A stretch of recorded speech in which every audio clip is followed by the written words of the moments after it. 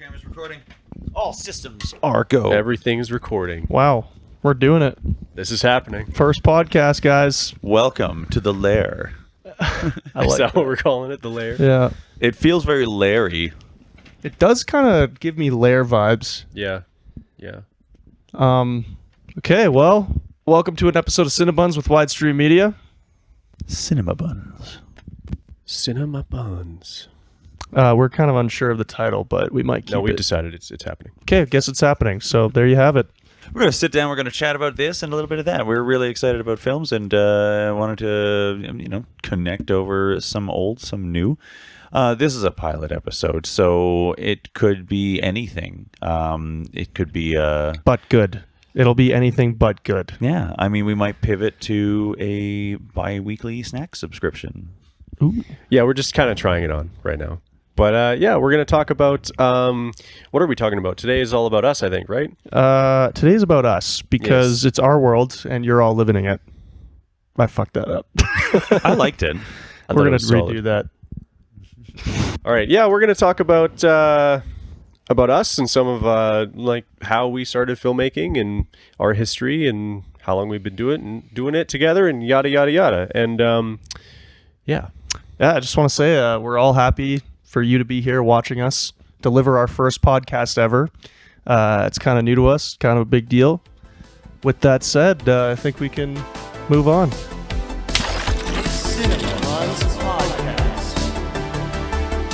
Oh, what do you got there? We have here an Italian beer called Annex Idle. Idle hands. Now, this is a handcrafted beer from Italy, specifically imported in for this podcast. I made that up, but it is apparently an Italian beer according to the description. So it's an Italian Pilsner to be exact. So I'm pretty excited to try it. I like the name a lot. Do you guys remember that film? Have you seen that film? What film? Idle Hands.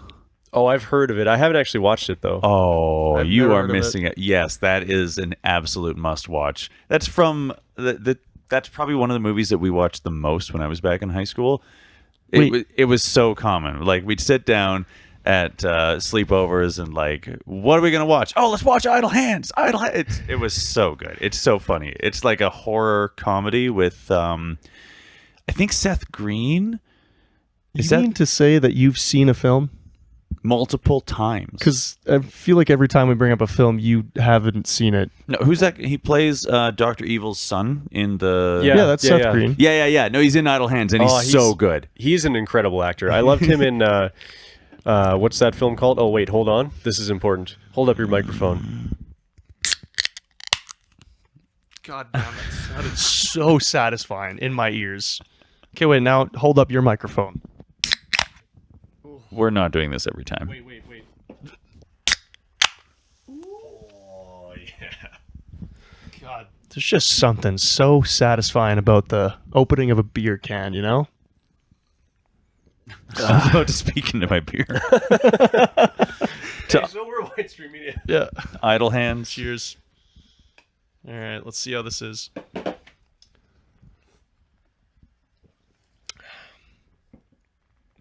I actually really like that. It's really smooth. Yeah. Like I have no complaints. I think that's a good like basic beer. Italian Pilsner. This is the beer that That's Kokanee really wishes it could be. This is what I wish. I'm not going to talk too much smack about Kokanee because I do enjoy a good Kokanee if it's the right temperature. Yeah, sometimes you want a beer that doesn't taste like anything. But this beer, if cheap beer all tasted like this, I would always get cheap beer. Yeah, I agree. I mean, this is one of the best Pilsners that I've had. That's for sure. Yeah. I think the Italians know how to make their beer, apparently, because that is... Just like they make their spaghetti. Spaghetti. And pizza. This beer is, dare I say it, al dente. I can't believe you dared to do that. It's so racist, dude. I would say this beer, it doesn't really say anything very loudly. It's not overstated, but I can't imagine anybody disliking this. Yeah, it's really easy to like. It's really Yeah, there's just absolutely nothing wrong here. You know what could I think drink I love one about it or the most? 6 of these. Oh yeah, I'd drink 6 I of them. wish I got 2 6-packs Yeah. when I was at the store because I'm into it. Well, what's great, I think I could picture this beer being not only a winter beer, but also a summer beer. Like I could sit on the beach drinking this. I could sit in a cold cave in the dead of winter, nothing but a fire going. You know. I might even deign to enjoy one in autumn. I mean, I don't know That's a about little that. far, dude. But You're right. But can recommend Idle Hands, the beverage, the Italian Pilsner, and the film. Yeah. Thanks for bringing them out, Brandon. yeah, no problem. All right. Anyway, I'd love to ask you guys about kind of getting your start. You know, I know, Drake, you came along like a little bit after because Brandon and I had been doing some stuff beforehand. And so, Brandon, let's start with you then. Yeah.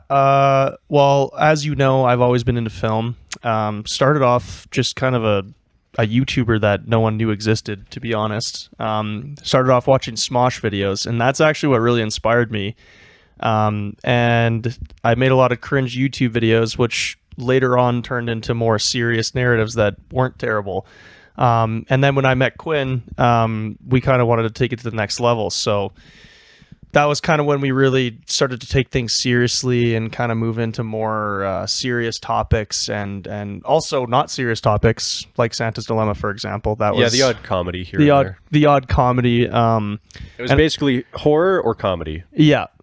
And I think honestly, like I did a film course back in 2017. And I will say it wasn't bad, but I think us doing those films, I think I learned way more just doing films than actually like participating in the classroom. Like I just feel like kind of doing it and making mistakes is what really got us better. Oh, 100%. That's a lot of the reason why I'm excited to join in. You two had already finished.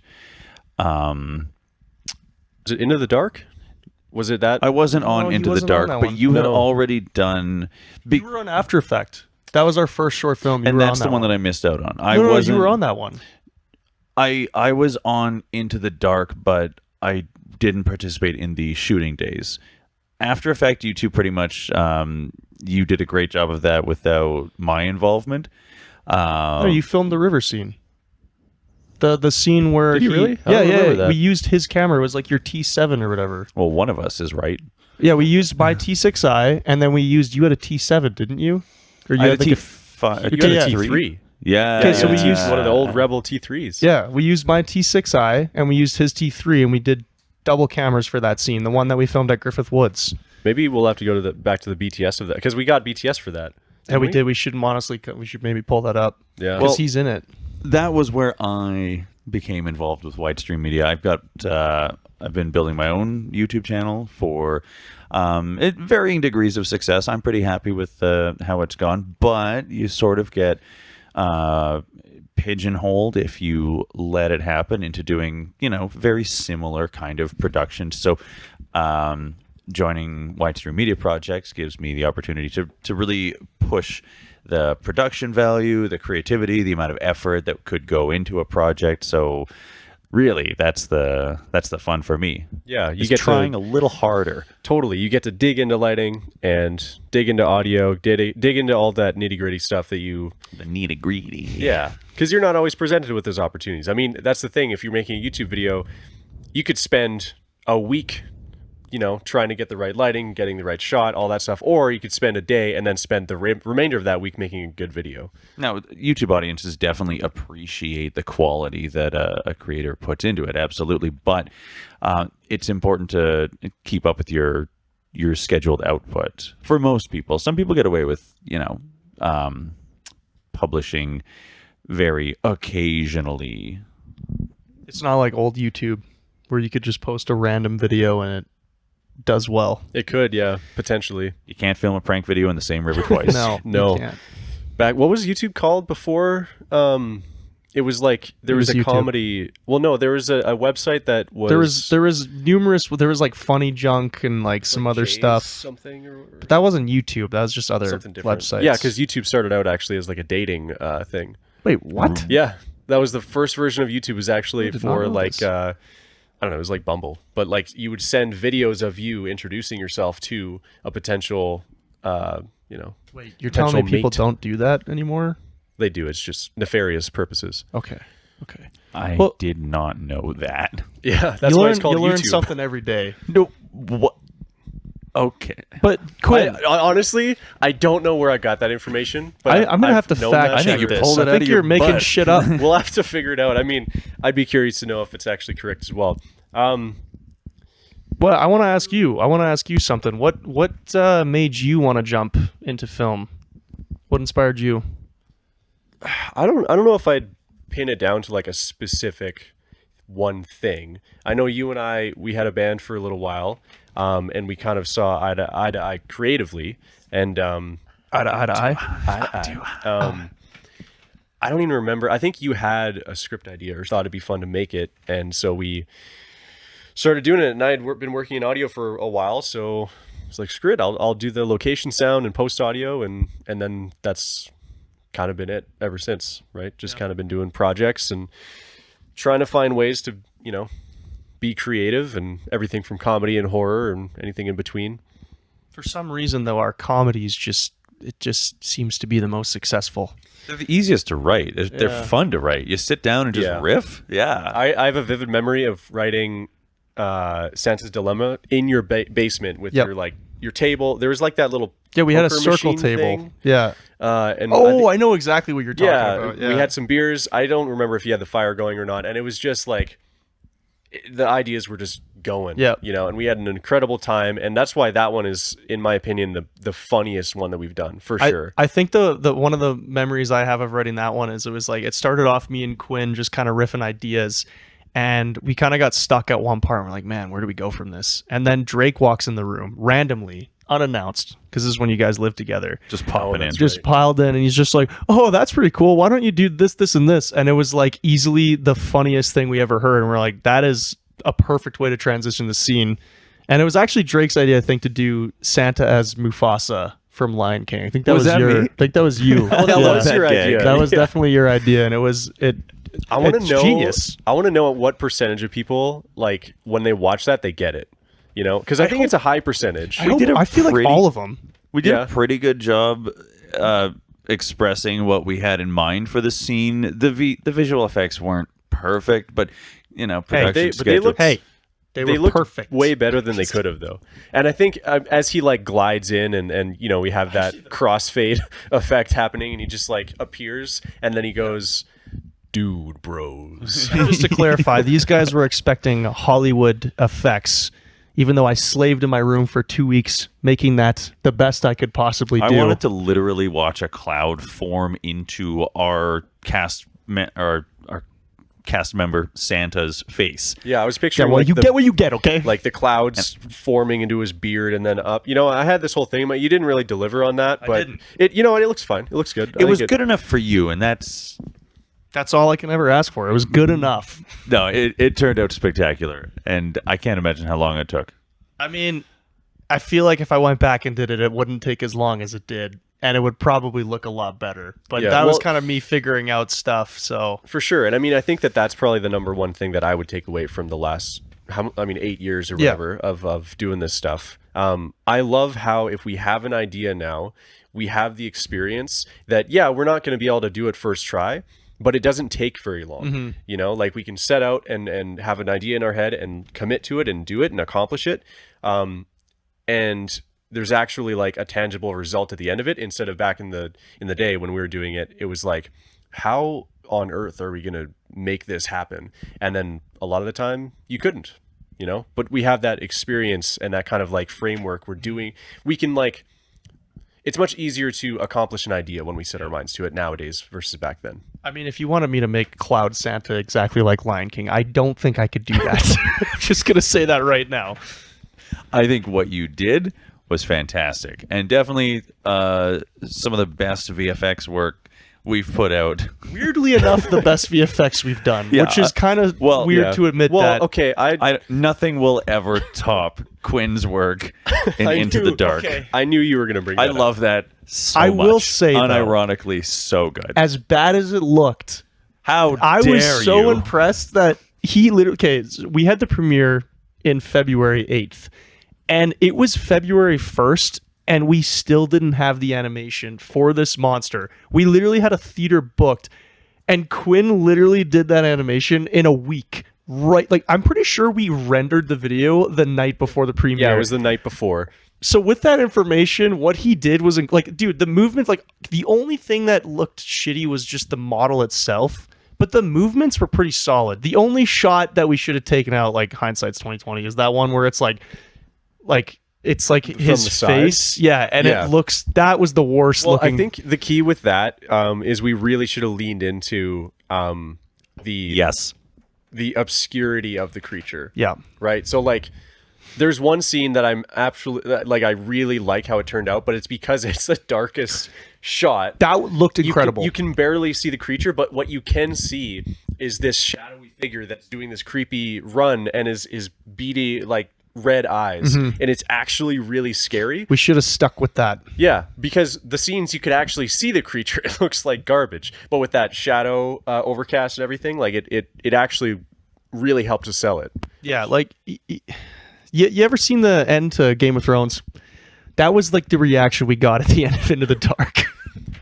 Yeah, a lot of mixed reviews, I think, on that one. But what was really cool about that is it was a full 20 minutes. You know, we went out and we did it, and we got to print that poster off actually at some point. The poster, actually, it would have been a good one to hang up. But yeah, that was a really, I think out of all the films we've did, though, that was probably one of the coolest experiences, just because it was super intimate. It was just four of us. We're in the woods. It's night. Like, it was kind of creepy already, just like filming it, because we're alone in Kananaskis. Like, you never know what you're going to run into out there, middle of summer, like whatever, there's bears and cougars all over the place. But it was honestly a really cool experience, and it was our first film. So like already it was kind of meaningful that way.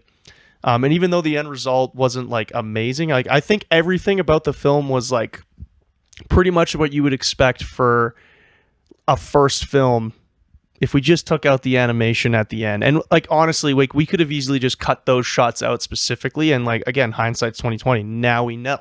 Unless it looks real, we're just gonna do something like Jaws, where it's just like more psychological than physical. They made the movie for me. I don't know what you're talking about. Is that because it like fills that kind of like crappy, raw, indie guerrilla filmmaking niche, or is because objectively as an actual like sit down experience, you think it adds to it? What do you think?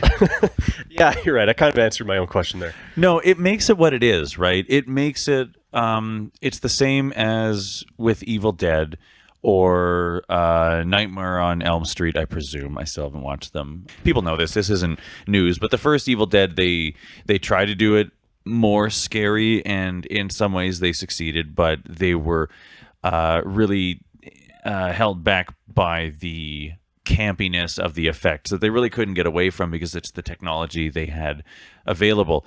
And then as they continued the series up until the newer remakes, they just leaned into it, and instead of trying to make the scariest movie and pretend they didn't have claymation monsters, it was part of it. The campy effects were part of it, so they made it a little more comedic, and it's cult classic. Like, everybody knows those films, and I think that's what makes it what it is. And that's always been the case with horror, because you need to suspend your disbelief to permit the filmmakers to tell the story that they're trying to tell. And if you're not able to do that, then you probably won't enjoy horror as a genre. And even today, and I think they're more capable of getting away with realism, but even then you go too far, and I prefer the psychological horror ones. Yeah, I was going to say the same thing. If it's going to be a creature feature or a slasher flick, then you just lean into the campiness, and it's way more palatable. Yeah, for sure. I mean, to me, there's kind of like two different sides of horror films. I know that's not the topic we're talking about today, but I'd love to dig into it a little bit. You have these horror films from like the 80s and 90s that were really like campy with their VFX and things, because there was no budget for them, right? They just had to use what they had. There's no CGI. Yeah, so when you're watching those films, you kind of have to suspend your disbelief, and you have to go into it knowing it's not going to be, you're not going to sit down and be transported into this world and be fully engaged, right? In that way, you have to sort of come at it from that alternate angle. Whereas the horror films that I really like, which are on the other side, are the opposite, where it's not that the horror or the scariness is like because of the VFX and because they're selling it really well. It's because they don't need to, because what they're presenting you with is the opportunity to envision it in your own head, right? You're interpreting something, and your interpretation is why it's scary. And those are the ones that I like, because you don't have to rely on VFX or whatever. It's much more visceral because it's coming from you, right, as the viewer. And that's where the horror aspect comes from. Like, there's an iconic scene in for me anyway, in the first Conjuring movie. Now, say what you will about The Conjuring, I like Love it. Those movies kind of shifted the way that horror was going and like the trajectory of it or whatever. But there's this iconic scene, and to me, it's one of the scariest scenes.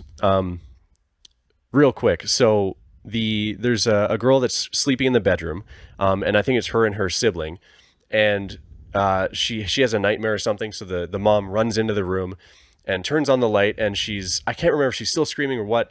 Doesn't matter. She puts her back to bed. She calms her down, and the mom leaves, and then it's like a wide from the other side of the room, and you see the little girl kind of like get up, and then it does a close up, and she's like panting, but she's staring into the lens, and then it switches, and you see what she's looking at, and she's staring into the corner of the room behind the door, which is completely black. You can't see anything there. But what I love about it is it slowly pans in, and it's just going and going, and it just lingers. And in that moment, in your head, you're like, there's something there. There's something, right? Like, what could it be? What is happening right now? There's definitely something, even though it doesn't show you anything, it's just giving you that opportunity to interpret it, right? And I find that shot or that scene terrifying. See, and that's what took me out of Insidious, is I thought that movie was good until they showed the demon, and then I thought the demon just like ruined the whole movie for me, because I was like, first of all, it's not scary. Like when that scene when the old lady's like looking at the roof and she's describing what she's seen, like that was terrifying. It's like, oh my God, like that sounds like the scariest thing ever. But then they do the big reveal at the end, and I'm like, this thing looks like it belongs in the circus. Like I'm not scared. 100%. Yeah. So I totally agree. I think the psychological aspect is far more scary. I mean, unless they do it right, because Conjuring 2, for example, I thought the nun was the most terrifying thing I've ever seen. But I also think nuns are scary in general. Even just like walking down the street, like I've seen too many horror movies, and I'm like, I just feel like they already freak me out in general. Like some people are scared of clowns. I'm scared of nuns. So I didn't know that. I'm gonna keep that in the back learn pocket something for every later. day. Well, you heard it here first. Brandon is scared of nuns. Anyway, I'd like to propose another question to you guys, maybe before we get into this other section of the show. If you had to take away one thing from the last, I want to say 8 years, has it been? It's around 8 years of content creation, filmmaking, just like creating with the camera. If there's one thing you could take away from that experience, what would it be? Whether it's like a lesson you've learned or a good memory or something. I think one of the biggest things that I've learned, basically every film creates new challenges, and you get one thing right, you create another problem. So I think you kind of just have to accept the fact that each film, there's going to be problems and there's going to be things that you didn't foresee, and it's not going to be exactly what you originally envisioned, but in the end you're going to find something that's good about it that you're proud of. But there's going to be things that aren't exactly what you expected or wanted, but you kind of just have to accept that and, move on from it, do better the next time. That's kind of what I've learned anyways. Yeah, well said. That's a good one. I think if you're on a path to becoming a professional creative, you need to find some middle ground between just making the stuff that you want to make that serves you creatively, and you find joy in exploring and learning, and finding joy in being able to, and that you get to make stuff that other people want to see. Because what you want to make will not always be what is marketable, what sells, what gets seen, what succeeds. So accepting that from the get-go, and exploring that and finding a way to enjoy that while still making space for doing it the way you want to make it. What I feel is one of the most critical hurdles in becoming successful as a creative. Yeah, I take back what I said. You actually, like, money out the window. You're not making any money. There's no money. If you want to do what you want to do, just kiss that goodbye. You can make money, but you need to enjoy finding what you can do that serves an audience. And maybe I'm wrong. I know I love watching interviews with directors. There's Tarantino, which slapped me in the mouth for saying that, because that is not how he makes stuff. No, he just kind of does whatever he wants. No, but he has the name, he has the budget, And he makes money. I wonder what his earliest films were. We should go into that. I'd love to. I don't really understand Tarantino's backlog, but I see him in interviews, and he says the exact opposite of what I just said. He made the movie for him. Those directors like Martin Scorsese and you know, like I watched Martin Scorsese's masterclass of filmmaking, and I kid you not, like, the only thing, and if anybody that's watching has seen this, correct me if I'm wrong, but from what I remember, I didn't learn anything except that he really likes filmmaking.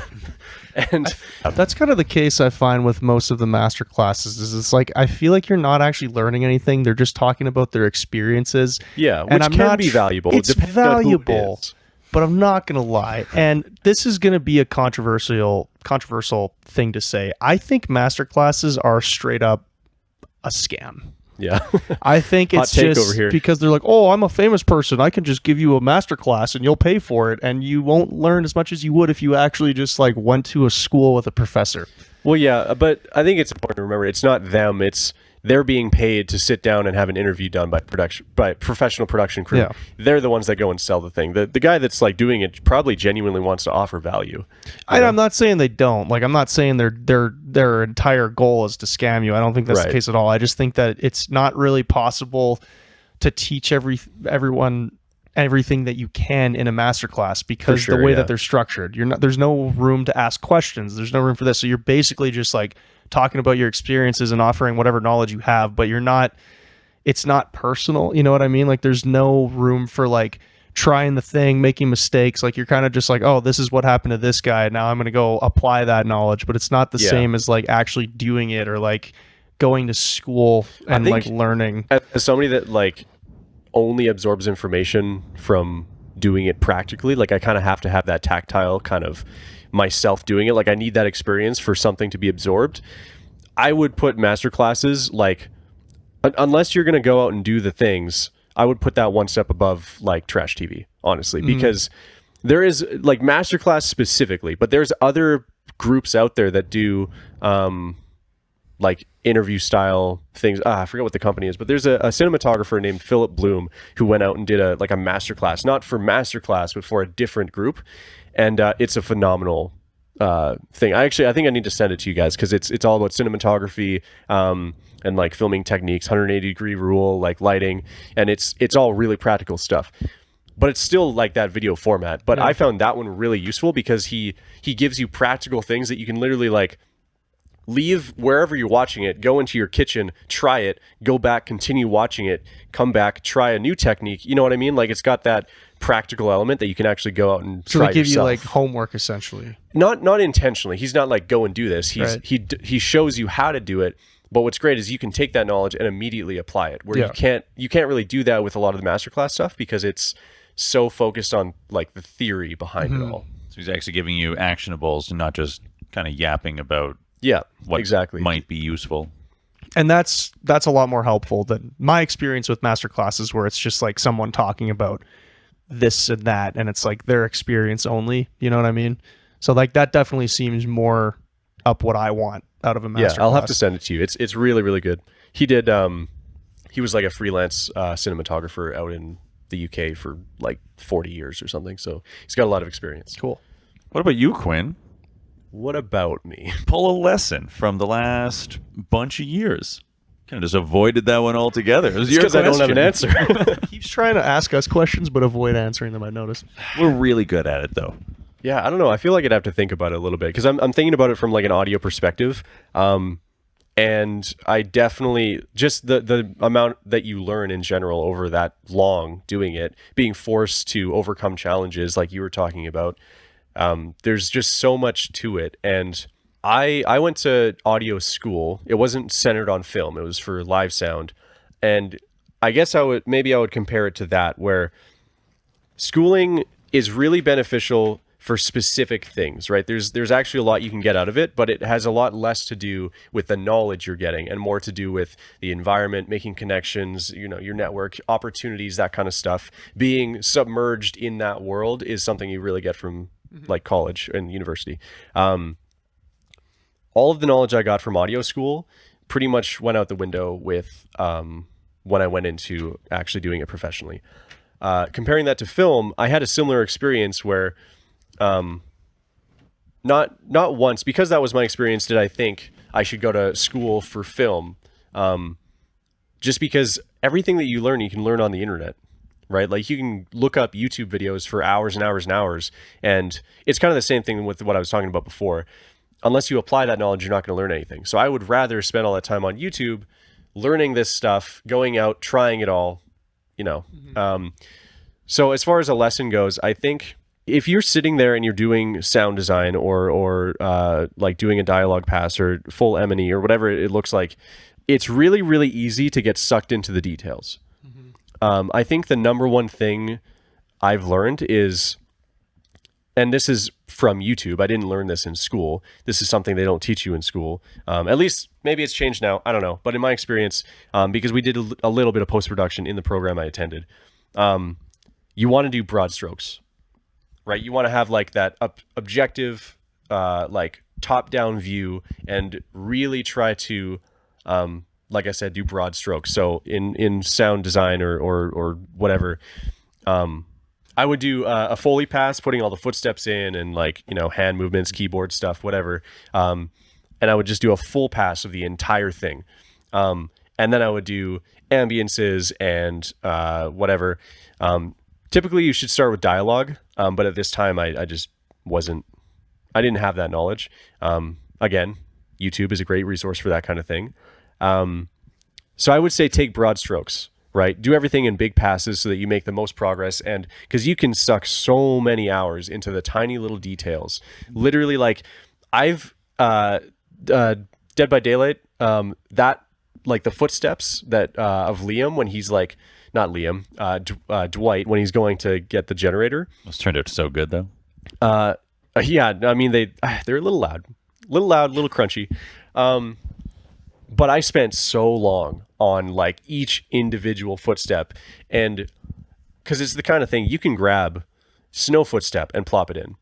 That doesn't work, right? Because like you can put it in there and it probably won't fit. It's not going to be the right shoe that he's wearing. It's not going to be the right, everything is going to be different. So I had like 4 layers. I had like a monster footstep sound that was like it was like low end, but I turned it down really low because all I wanted was like this little sprinkly bit that it had on the top end. Like but I didn't need to do that, right? It probably would have sounded fine if I just like spent 5 minutes or whatever. It wouldn't have sounded as good. This is true. No, that's true. But that's kind of the thing. I spent so long on that, and it is the biggest time sink. So do broad strokes, and yeah, you'll thank me later. I found that with editing videos as well, and that's what most people. I watch a lot of people's videos about how to edit faster or new powerful tools, and so that's a pretty major lesson in video editing as well. You don't want to get lost in the weeds trying to make one segment perfect. You just need to do your first pass and get the bulk of the work done, and then you go back and then you start tweaking and doing details. But if you go after it like you're trying to get your final result on your first run through each segment, then it buries you. It feels like it takes forever. You get nowhere. Yeah, and then people come over to preview it, and you've only gotten, one scene of footsteps. Yeah, watch these 15 seconds though, and no, the sound before is pretty bad, and this isn't going to have this sound. This is not right. But no, just watch this section here. Yeah, that's what I spent the last 2 weeks on. Spending more time talking about why 90% of the film isn't done than the 5 minutes you've actually worked on. Mm-hmm. Because this is a shorter episode today, I think we should move on to the trailer.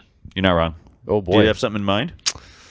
Well, I was kind of thinking we should cover a little film called Moana, Oh yeah, the new trailer came out, didn't but it? the live action version. So let's dig into that. Let me find it. We're here. starting with live action Disney. I Bold have choice. many things to say. I'm so ready for this. Oh, man. I love that it looks animated, but it's a live action. Yeah, it looks really nice. Like that's really pretty. That's a nice shot. What just died? This series. Probably a camera.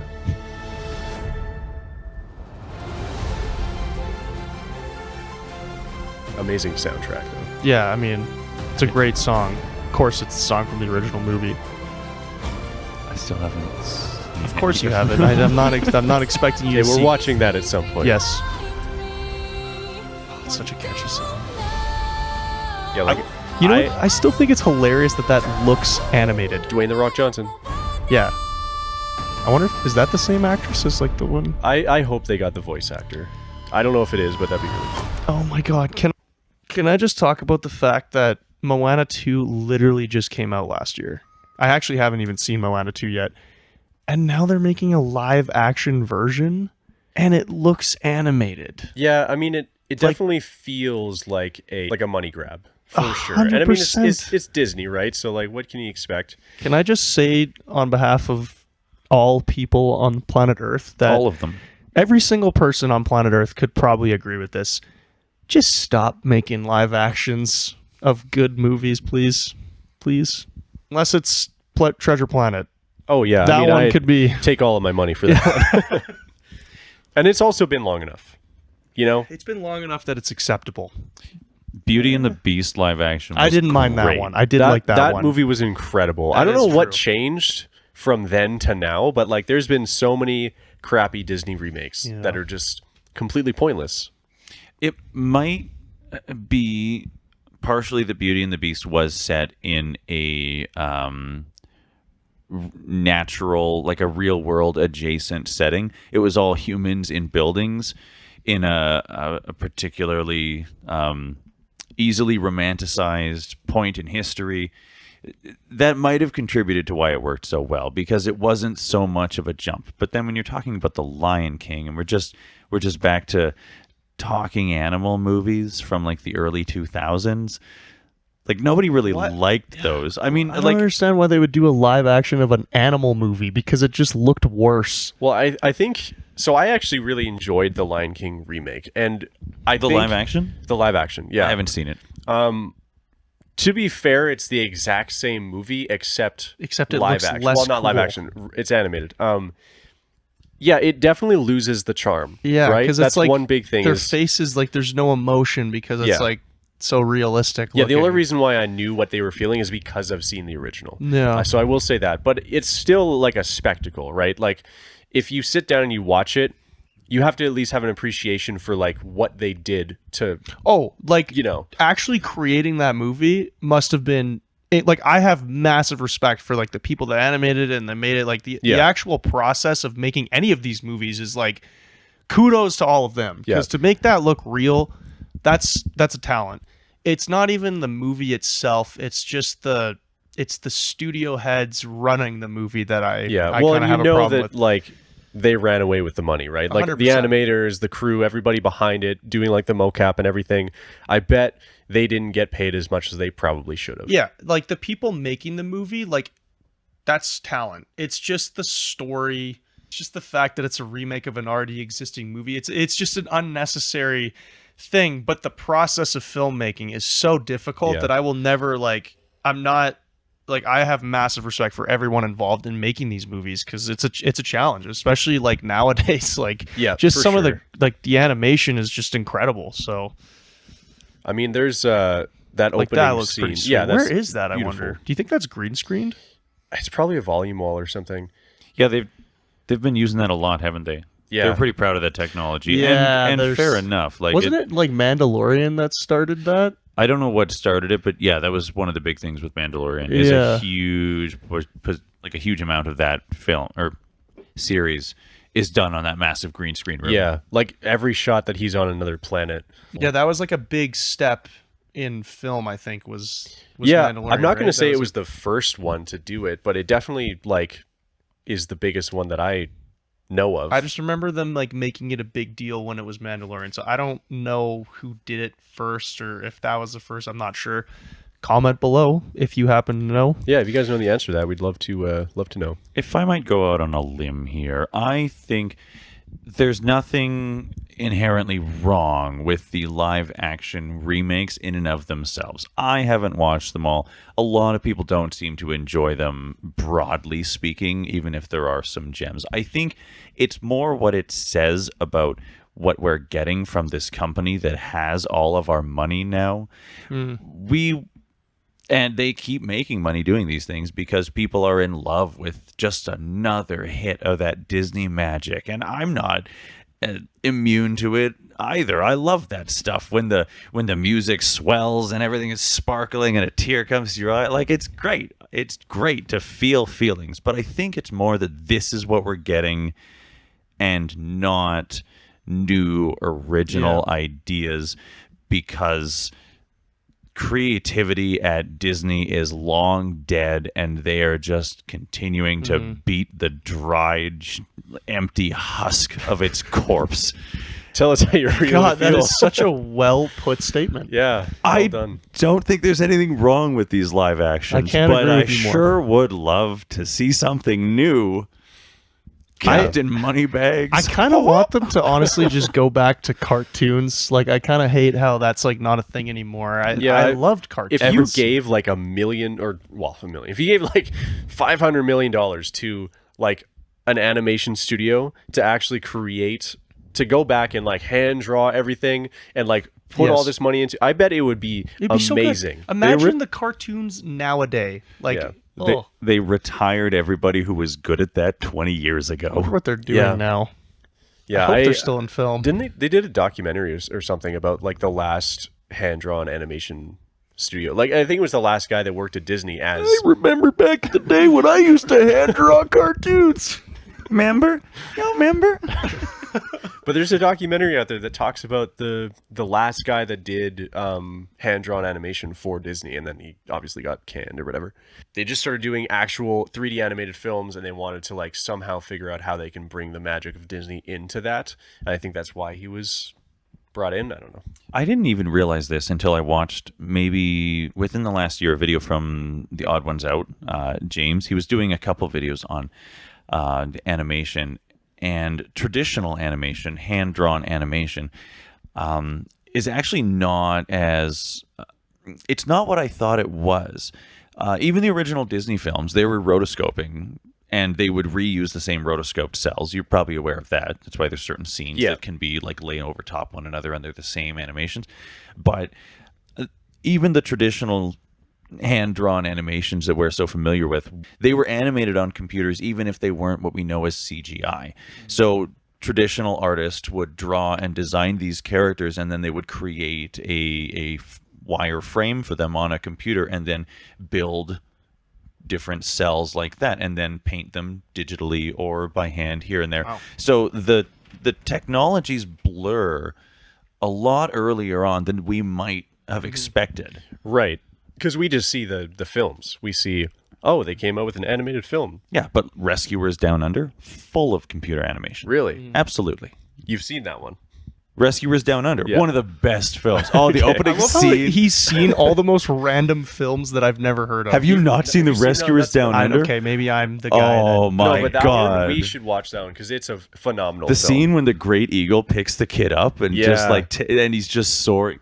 I Tear am my down eye right now. Oh man. I am down. Yeah, that one's good. Because it's not just the one movie. That's like a series, right? They've got Rescuers Down Under. They've got I can't even name another one, but they do exist. The Rescuers. That was actually the last one that Don Bluth worked on with Disney before he forcefully quit. Interesting. to go make real films. Yeah. Real cartoons. Well, yeah, for real young men. It's a great series, and it's And basically like about two mice or two rats, two mice, I think. Yeah, Bianca and Bernard. You remember their names? Amazing. Of course he does. He would. As much as I'd love to continue this conversation, we are approaching the end of our episode. So I think it is time for the weird movie fact of the day. Oh yeah, lay it on us. Drake, could you give me a drum roll, please? And weird movie fact of the day is the movie Wizard of Oz, where there is snow, is apparently asbestos. They used literal asbestos for snow, I did know this, which was toxic to the actors. I don't know why they would think that. In The Wizard of Oz? Yeah, The that's original- like the original, The when original there's live action? snow. Actually, I think so. Yeah, the Obviously original live action, film. because Yeah. if it was a cartoon, No, that's but the original live action, or like not the original live action, but one of the live actions. I'm pretty sure it's the original live action. The first Well, the film first- that people like grew up loving Right. from their asbestos childhood. was- Well, because there was the one that I watched as a kid, but that wasn't the original. I don't think. I think there's another one made. The original's in from the 1940s. Yeah, it's like and that's really when old. Yeah. asbestos was banned like quite a while ago. So I would Right. imagine it was the original movie. But that is insane. Yeah, that's crazy. Actually, a lot. Of course, that was when they didn't know it was toxic. So like, Yeah. you can't Asbestos. really. That's perfect. Guys, it's fine. They don't need to breathe. Just it's whatever. There were a lot of complications with the special effects. The Tin Man, actually, I think he died from some sort of heavy metal poisoning because the paint that they used was genuinely hazardous to his health. Holy he was cow. just God. caked up with the stuff for days. I don't remember exactly what Hey man, you got to do the what you metal can is. do to lower the budget. All right. It might have been aluminum, but it might have been something else. Anyway, the Tin Man died because he was the Tin Man. He Rest died in of heavy peace. metal He poisoning. died crazy. doing the role that he loved. Hopefully, he went down in history as like the best one. And I think there He was something sacrificed for the about- art. I think there was something about arsenic green as well, and I might just be making stuff up, but I'm pretty sure arsenic was the ingredient in green pigments, and there was a lot of green. I'd have to look that one up. Oh yeah, because there's an entire. Oh, and pyrotechnic disasters were the other ones here. Okay, I want to find more about. Well, we could definitely go into Wizard of Oz facts, and it's kind of Next topical episode, with maybe? Wicked. with Wicked That 2 making could the be rounds. next one we cover. Yeah, we should definitely talk about Wicked. I'd love to go and see it because I'm invested. You know, the Yeah. way they ended the first one, I definitely I should need probably to go see watch the second first one, and then we should have an episode. That brings us to the end of our first episode, guys. But we hope you enjoyed it. And if you have any suggestions, obviously there's going to be some growing pains because it's our first time doing this. So if anything didn't feel right or went wrong, feel free to comment. Let us know what you think of the setup. And we're happy to have you, and we're happy to be here. Looking forward to the next one, and we'll see you there. Bye.